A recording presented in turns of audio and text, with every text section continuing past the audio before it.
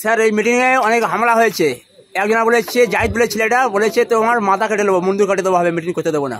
দেখুন স্বাগতার দুষ্কৃতী বলছি, বলবেন এরা যারা ওই ধরনের অবাঞ্ছিত কথা বলছে তারা বুঝতে পারছে না শাহজাহান শেখ উত্তম শিবুরা অলিখিত সম্রাট ছিল কোথাকার, সন্দেশখালীর। আজকে তারাও কিন্তু জেলের ভাত খাচ্ছে। পাড়ার চালানোর নেতা দাদা দিদির কথাই বার খেয়ে যদি আচরণ করে, কিন্তু আগামী দিনে তাকে আইনের মাধ্যমে আমরা বুঝবো। দাদা দিদি কিন্তু খুঁজে পাওয়া যাবে না, সমস্যা কিন্তু একই পড়তে হবে, কি এর সমাধান করতে হবে। তাই আমি প্রত্যেকের কাছে বলি যে হুমকি চুমকিকে উপেক্ষা করে গিয়ে যেতে হবে। সমস্যা কি জানেন, এরা পৃথিবীর ইতিহাস পড়েনি। পৃথিবীর বিপ্লবের ইতিহাস যদি পড়তো তাহলে হুমকি চুমকি দিত না। পৃথিবীর বিপ্লবের ইতিহাসগুলো দেখুন, এই পুলিশ দিয়ে, প্রশাসনকে দিয়ে, গুন্ডামস্তানকে দিয়ে অনেক আন্দোলনকে স্তব্ধ করার চেষ্টা করেছে, কিন্তু দিনের শেষে সমাজ ব্যবস্থা পরিবর্তনের যে আন্দোলন হয়েছে, মানুষের ন্যায়ের যে আন্দোলন ছিল, তার আন্দোলন সংগঠিত হয়েছিল, বিপ্লব সংগঠিত হয়েছিল। তাই ইন্ডিয়ান সেকুলার ফ্রন্ট সমাজ ব্যবস্থা পরিবর্তনের আন্দোলনে নেমেছে। ওই হুমকি চুমকি দিয়ে ইন্ডিয়ান সেকুলার ফ্রন্টকে আটকে রাখতে পারবে না। নওশাদ বিজেপির বিরুদ্ধে কিছুই বলে না, বিজেপির বিরুদ্ধে কিছু বললে পুলিশ নিয়ে নেবে, কটাক্ষ করলেন শওকত মোল্লা। আচ্ছা, আমি এখানে বক্তব্য দিলাম, তাহলে বিজেপির বিরুদ্ধে তাহলে চারটে মানে খারাপ ভাষা ব্যবহার করতে হবে। আমি তৃণমূলের বিরুদ্ধে খারাপ ভাষা ব্যবহার করি না, বিজেপির বিরুদ্ধেও খারাপ ভাষা ব্যবহার করি না। তো আমি এখন এখানে বক্তব্য দিলাম, বিজেপির দুর্নীতিগ্রস্ত সাম্প্রদায়িক দলের বিরুদ্ধে বলেছে কি বলি না। তো এখানকার যারা দর্শক বন্ধুরা ছিলেন, অন্তত তাদের একবার করে বাইট নেবেন। ব্যাপারটা হচ্ছে শওকত মোল্লা সাহেব বিরোধী নজরে আমাকে সব সময় দেখছে। যদি চোখে কালো চশমা পরে থাকে, সারা পৃথিবীটাকেই কালো দেখবে শওকত মোল্লা। যদি চশমাটা সাদা হয়, যে কালো তাকে কালো দেখবে, যে সাদা তাকে সাদা দেখবে, যে রঙিন তাকে রঙিন দেখবে। আমি বিজেপির কলকে খেয়েও নাই, শুভেন্দু অধিকারীরও কলকে না, আর অভিষেক ব্যানার্জি, মমতা ব্যানার্জিরও কলকে খাচ্ছে না। আমি সমাজ ব্যবস্থা পরিবর্তনের জন্য এসেছি। সামনে পেন চালাবো, সামনে বিজেপি পড়লে তাকেও লাগবে, সামনে কংগ্রেস, তৃণমূল, সিপিএম পড়লে তাকেও লাগবে। সত্যের পেন চালাচ্ছি, সামনে কি আসছে আমার দেখার দরকার নেই। তবে একটা কথা, বিজেপি তো স্বঘোষিত বলে দিয়েছে নওশাদদেরকে দেশ থেকে তাড়াবে। কোন দিলীপ ঘোষরা বলেছে, আর শওকত মোল্লারা তো বলেছে দেশে রাখবো। তো রাখার জন্য কি দায়িত্ব ব্যবস্থা গ্রহণ করেছে, সুপ্রিম কোর্টে কি কটা মামলা করেছে শওকত ভাই সাহেবরা, সেটাও কিন্তু শওকত সাহেবদেরকে উত্তর দিতে হবে। তৃণমূল কংগ্রেসের এতটাই দুর্বলতা যে লোকসভা ভোটের আগে বিভিন্ন ফোনের মাধ্যমে কল আসছে এবং বলছে তৃণমূল কংগ্রেসকে ভোট দিতে। বিজেপি থেকে আসছে না, এসএফ থেকে আসছে না। দেখুন, আঞ্চলিক দল হিসাবে সব থেকে বেশি কর্পোরেট বন্ড কারা পেয়েছে জানেন? তৃণমূল কংগ্রেস। আর ন্যাশনাল পার্টি হিসাবে বিজেপি পেয়েছে। এটা দুজনের কাছে প্রচুর টাকা, এরা এগুলো করছে, এরা মানুষের কাছে পৌঁছাতে পারছে না। সবকা সাথ সবকা বিকাশ বললেও আমার পাড়ার রাম কাকা, আমার পাড়ার রহিম চাচার কিন্তু এখনো বিকাশ হয়নি। ওটা হয়েছে কার? অমিত শাহজির ছেলের বিকাশ হয়েছে, আর মমতা ব্যানার্জির ভাইপোরও বিকাশ হয়েছে। এদের ব্যবসায় 15,000 গুণ বৃদ্ধি পেয়েছে, কারো সম্পত্তি রকেট গতিতে বেড়েছে। কিন্তু আমাদের পাড়ার রহিম কাকা আর রহিম চাচা আর রাম কাকার খোঁজ নিয়ে দেখুন, তারা তলানিতে আছে। ওই জন্য ভয় পাচ্ছে, কাছে এসে ভোট চাইতে পারছে না, ফোন করে ভোট চাইছে। আমরা মানুষের কাছে আসছি, মানুষ ভোট দিলে গ্রহণ করব, না ভোট দিলে লড়াই কিন্তু আমরা থাকবো। ভারত থেকে সায়নী ঘোষ কটাক্ষ করেছে যে তৃণমূলের মিটিংয়ে ফ্রিতে লোক আসে, ওরা ভিজে ভিজে পানিতে মিটিং শোনে, কিন্তু আইএসএফ এর টাকা দিলেও কোনো লোক আসে না, ভিজের মিটিং শোনে না। দেখুন ভাই, আমাদের টাকা নাই প্রসঙ্গে আসছে না, ওদের মনের কথাটা তো বলে ফেলেছে, ঠিক উল্টো হওয়ার ছিল। আইএসএফ এর মিটিং লোক ভিজে ভিজে শোনে, এরা অনেক উদাহরণ আছে। আমি তাড়া দিয়ে তাদেরকে সরাই, কারণ শরীর খারাপ হলে ওর ওষুধ কিনে দেওয়ার মতো টাকা আমার কাছে নাই, আর সরকারের জায়গায় গিয়ে ওষুধ পাবে না। এই দক্ষিণ 24 পরগনা জেলায় খুব বেশি হলে 60 লক্ষের ওপরে কিন্তু মানুষ, 80-1 কোটি মানুষ আছে। ঔষধের জন্য 1 কোটি টাকাও কিন্তু দেয়নি 1 বছরে রাজ্য সরকার, তাহলে ওষুধ কিনতে পারবে না। তো আমি বরঞ্চ তারা দিই যে ভিজে ভিজে তোমরা মিটিং শুনবে না, আর আমরা বিরিয়ানিটাকে নিজেরা খেতে পারছি না, এবার দিদি লোককে নিয়ে আসবো। সঞ্জীব দা বলছে যে 49 টাকা রিচার্জ ছিল মাসে, এখন সেটা 239 টাকা হয়েছে, 200 টাকা বেড়ে গেছে। বলছে রাম মন্দির লাগবে না, আমাদের রাম মন্দিরের পেটে ভরবে না, বলছে রিচার্জটা কমাতে হবে মোবাইলে। বাস্তব কথা তো, ব্যাপারটা হচ্ছে যে কথা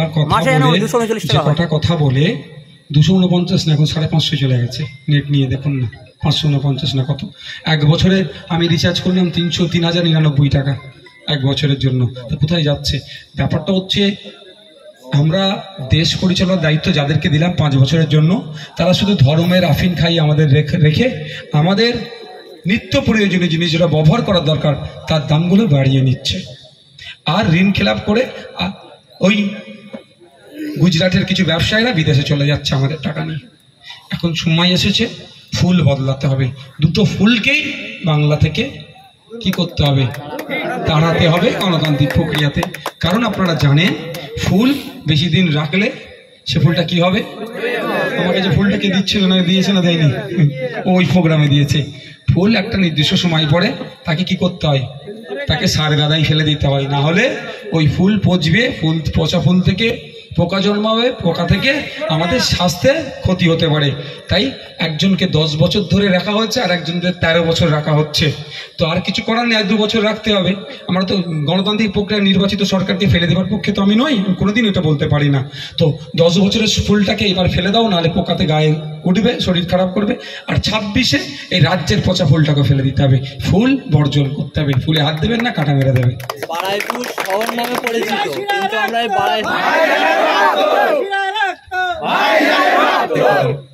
জনসাধারণের ট্যাক্সের টাকা নিয়ে যে পুলিশ প্রশাসন চলে, অথচ যারা দুষ্কৃতীরা দাবিয়ে বেড়াচ্ছে তাদেরকে না আটকে আইএসএফদেরকে আটকানো। দেখুন, আমার পুলিশ বন্ধুদেরকে আমি কিছু পুলিশ বন্ধুদের জন্য দোষী। পুলিশ বন্ধুদেরকে যদি দায়িত্ব দেয়, ফ্রি হ্যান্ড খেলতে দেয়, এটা আমার পুলিশ বন্ধুদের প্রতি আমার ভরসা আছে। যা স্বল্প ফোর্স থাকলেও 24 ঘন্টায় পশ্চিমবাংলা থেকে 50% ক্রাইম বন্ধ করে দিতে পারবে এই পুলিশ আমাদের। কিন্তু দুঃখের বিষয়, পুলিশকে রাজনীতিকরণ হয়ে যাচ্ছে, ফলে এই দুঃসময় দেখতে হচ্ছে। আর পুলিশ বন্ধুদের উদ্দেশ্য আপনার মিডিয়ার মাধ্যমে বলবো, দেখুন পুলিশদেরকে কিন্তু তৃণমূলের নেতারা যা ইচ্ছা তাই মাঝে মধ্যে করছে, আমরা দেখতে পাচ্ছি। তো পুলিশদের বললো সিদ্ধারা সোজা রেখে কাজ করুন, প্রয়োজনে আপনাদের জন্য এই বারাইপুরের জনগণ রাস্তায় নামবে আপনাদের হয়ে কথা বলার জন্য। বারাইপুর শহর নামে পরিচিত, বারাইপুর শহর নামে পরিচিত, কিন্তু বারাইপুর গ্রামাঞ্চলে ঢুকে দেখেছি মাটির ঘর, টালির চাল ভেঙে যাচ্ছে, কিন্তু কোনো উন্নয়নের শহর নামে। আবাস যোজনার পাওয়া যাদের দরকার পাচ্ছে না। সমস্যাটা এখানে মানুষ কিন্তু বেশি সচেতন নয়, এর ফলে আজকে এই দিন দেখতে হচ্ছে। কি বলছে, আবাস যোজনার বাড়ি দেব যদি আমাকে ভোটটা দিস, আবাস যোজনা দেব যদি আমার দলের মিটিংয়ে যাস। আমি আপনাদের মাধ্যমে, মিডিয়ার মাধ্যমে সাধারণ মানুষের উদ্দেশ্যে একটা বার্তা দিতে চাই যে আবাস যোজনার জন্য কারো দলকে করতে হবে না, কোনো দলকে ভোট দেবেন না। সাধারণ মানুষের উদ্দেশ্যে আমার বার্তা, আপনারা লিস্ট অ্যাপ্লিকেশন জমা দিয়েছেন, অপেক্ষা করুন নতুন যে লিস্ট বার হবে। যদি দেখেন আপনার থেকেও আপনার গরিব মানুষ বাড়ি পাচ্ছে, কোনো বিতর্ক নয়। আর যদি দেখেন যার গরিব মানুষ, যার পাকা বাড়ি, যার বাড়ি 4 চাকা, যার বাড়ি 2 চাকা, যার বাড়ি মাছ ধরার ট্রলার আছে, জমি কৃষি জমি 6-8 বিঘে আছে, তারা বাড়ি পেয়েছে, আপনারা কেস কাভারি আপনাদেরকে করতে হবে না। আপনাদের মিডিয়ার মাধ্যমে আমি সাধারণ মানুষের উদ্দেশ্যে এটা বার্তা দিতে চাই, ইন্ডিয়ান সেকুলার ফ্রন্টে যারা নেতৃত্ব আছে তাদের সাথে যোগাযোগ করবেন। আপনার পরিবর্তে যে বড় লোক পেয়েছে বাড়ি, তার অ্যাকনলেজমেন্ট নাম্বার বা এনরোল নাম্বারটা আমাদের কাছে শুধু পৌঁছে দেবেন, আর তার কি অ্যাসেট আছে সেটা দিয়ে দেবেন, তাদেরকে জানিয়ে দেবেন। এই গরিব মানুষের হয়ে আমরা হাইকোর্টে মামলা করব, মামলা করে বড় লোকের কাছ থেকে বাড়িটা ছিনিয়ে নিয়ে এসে গরিবের হাতে তুলে দেবো। লাস্ট প্রশ্ন, বড় বড় ভাষণ একটু কম দেবেন। দাম 40 টাকা, হাঁকছে 400 টাকা, আইএসএফ এর নাম করে সায়নী ঘোষ কটাক্ষ করলেন। দেখুন, একটা কথা বলি, ওই ভদ্রমহিলার নাম যত কম নেবেন তত ভালো। ওই ভদ্রমহিলা কিছুদিন পূর্বে কি বলেছিল খেয়াল আছে? হিন্দু ধর্মের মা বোনেরা যে ঠাকুরকে বেশি শ্রদ্ধা করে, সব ঠাকুরকে যারা তাদের মতো ভালোবাসে, শিবলিঙ্গকে, শিব ঠাকুরকে, শিবলিঙ্গকে পুজো করেন নির্দিষ্ট সময়। এই ভদ্রমহিলা শিবলিঙ্গকে নিয়ে ব্যঙ্গাত্মক অশ্লীল মন্তব্য করেছে। তো এই ভদ্রমহিলা আমাকে জ্ঞান দেবে? ওনাকে বলুন আগে উনি যে অশালীন মন্তব্য করেছেন, অসাংবিধানিক যে মন্তব্য করেছেন, বিভাজনের যে মন্তব্য করেছেন, অপদার্থের মতো যে বক্তব্য করেছেন, ওটাকে আগে প্রত্যাহার করতে, তারপরে আমাকে প্রশ্ন ছুটতে বলবে। চিত্রশালী কিছু বাড়ি বাড়ি হুমকি দিয়েছে যে মিটিং এ আসলে হাত কাটা হবে। শুধু এটা চিত্রশালী না, সারা রাজ্যের হচ্ছে উন্নয়ন বাহিনীদের দাপট। তবে একটা কথা বলে রাখি, 4 তারিখের পরে এই যাদের হয়ে হুমকি দিচ্ছিল তাদের নেতাগুলো পাঁচিলে উঠে বসে আছে। 4 তারিখের পরে কে কোথায় লাভ মারবে সেগুলো দেখতে। অনেকেই ভয়তে আসতে পারেনি, অনেকে আসেনি, মন থেকে কি আর আইএসএফকে মুছাতে পারবে? হুমকি উপেক্ষা করে দেখুন, এখনো আমার মা বোন হাজার হাজার দাঁড়িয়ে আছে, মা বোন বাপ ভাই মিলিয়ে। তাহলে আরো বেশি লোক হতো, ঠিক আছে, অসুবিধা নেই। বরঞ্চ যাদেরকে আসতে দেয়নি তারা তাদের পরিবারের লোকজনকে ফোন করে কনভিন্স করাবে ভোটটা এবার তৃণমূলকে না দিয়ে ভোটটা এবার আইএসএফকে দিতে হবে, আর তৃণমূলকে ভোট নয়। কারণ তৃণমূলকে ভোটে গুন্ডা তৈরি হচ্ছে। আবার আমি ভ্যানে আসছিলাম, ভ্যানেরা বলছে যে আমরা ভ্যান চালিয়ে খাই, আমরা আইএসএফ করবো, কিন্তু শাসকের ভয়তে আমরা করতে পারছি না। ভ্যান চালকদেরকে করতে হবে না ভাই। আমি তো বলি, আমাকে অনেকে জিজ্ঞাসা করে ভাই কি করবো, আমার ব্যবসা বন্ধ করে দেবে। আমি তো বলি যে তৃণমূলের ঝান্ডালে সামনে সারিতে হাঁটবে, আজকে তৃণমূলের যাও ঝান্ডাকে বলে ভাইজান বলে যে দেখা হয় তুমি তৃণমূলের ঝান্ডা নিয়ে সামনের সারিতে হাঁটবে, শুধু ভোট দেওয়ার সময় ইভিএম মেশিনের কাছে গিয়ে চুপচাপ খামাচ্ছে। আমি ভ্যানে আসছিলাম, ভ্যানেলা বলেছি তুমি ভোট দাও। দাঁড়ানোর প্রার্থী মজনুর লস্কর নমিনেশন ফাইল দিতে গিয়ে পুলিশের সম্মুখীন পুলিশ ঢুকতে দিচ্ছিল না, একটু ভুল বোঝাবুঝি হয়েছে। তারপরে আমার বারুদ ক্যান্ডিডেট আছে, চাপ নেই, ও ঢুকে যাবে যে কোনো জায়গায় আছে, অ্যাডভোকেট ক্যান্ডিডেট আছে, এদের আটকাতে পারবে না। একটু ভুল বোঝাবুঝি হয়েছিল, ওটা ছোট বড় ব্যাপার। আরে পুলিশরা আমাদের বন্ধু, তাদেরকেও দায়িত্ব দিয়েছে, যেগুলো হয়তো বুঝতে পারেন এটা ক্যান্ডিডেট নয় কি, যখন ক্যান্ডিডেট পরিচয় দিলে ক্যামেরা দেখুন। একটা কথা বলি, আমরা দেখুন মানে পুলিশকে মন্দিরের ঘন্টার মতো যেন ব্যবহার হয়, সবাই বাজায়, বিরোধীরাও বাজায়, শাসকও বাজাচ্ছে, কিন্তু তারাও তো মানুষ, তারাও তো আমাদের পরিবারের। কেউ যদি অন্য কেউ ঢুকে যায় ওর মধ্যে, তখন আবার তাকে তারপর চিৎকার করবে, তুমি ডিউটিতে ছিলে ঢুকলে কেন? সাধারণ মানুষ, এটা একটা ভুল বুঝাবুঝি হয়ে গেছিল, এর থেকে বেশি কিছু নয়। ধন্যবাদ, সকলে ভালো থাকবেন। রুল আমিন ভাই, আমি যাবো, রুল আমিন আমি যাবো ভাই। আমরা গত ইলেকশনে দেখেছি যে আপনি মোর্চার সঙ্গে যুক্ত ছিলেন, এখন আপনি সিঙ্গেল আছেন, এখন যেটা পরে যদি আসলে কোনো সমস্যা, আপনি কি আবার সিপিএমের সঙ্গে জোট করবেন? দেখুন একটা কথা বলি, আমরা চাইছি সর্বপ্রথম পশ্চিমবাংলা থেকে বিজেপি আর তৃণমূলকে হারাতে। দুঃখের বিষয়, আমরা যদি জোটটা সিপিএম আমাদের সাথে করতো, কংগ্রেস আমাদের সাথে করতো, সারা রাজ্যের 42টা সিটে কিন্তু বিজেপি তৃণমূল কোণঠাসা হয়ে যেত। কিন্তু দুঃখের বিষয়, জানি না কার কথা শুনে তারা জোটটা করলো না। আমাদের লক্ষ্য কিন্তু ভালো করে বুঝবে, সমাজ ব্যবস্থা পরিবর্তন করা আমাদের লক্ষ্য, মূল লক্ষ্য। আমাদের লড়াইটা হচ্ছে বিজেপি তৃণমূলের বিরুদ্ধে, এটা মাথায় রাখবে, বিজেপি তৃণমূলের বিরুদ্ধে লড়াই।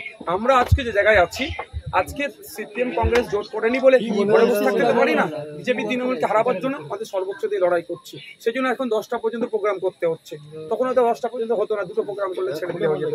তবে একটা কথা, আপনি যে কথা দারুণ প্রশ্ন করেছেন যে আগামী দিনে কি সিপিএম এর সাথে জোট করবেন, দেখুন আমি নওশাদ সিদ্দিকী, আমার ব্যক্তিগত মতটা একটা আর দলের মত আলাদা। আমি ব্যক্তিগত নওশাদ সিদ্দিকী ডায়মন্ড হারবার দাঁড়াতে চেষ্টা করেছিলাম, বারবার বলে এসেছি, দল চাইনি, আমি কিন্তু দাঁড়াতে পারিনি। দল চেয়ে না চেয়ে আমাকে আজকে নিয়ে 48টা জায়গায় আমাকে প্রোগ্রাম করিয়ে নিয়েছে, আমায় করতে হচ্ছে। দল যদি চাই জোটের জন্য তার কিছু থাকবে, দল যদি না চায় নওশাদ সিদ্দিকীর কিচ্ছু করার নেই। অসংখ্য ধন্যবাদ। ধন্যবাদ। আজকে আমাদের যে সভার কর্মসূচি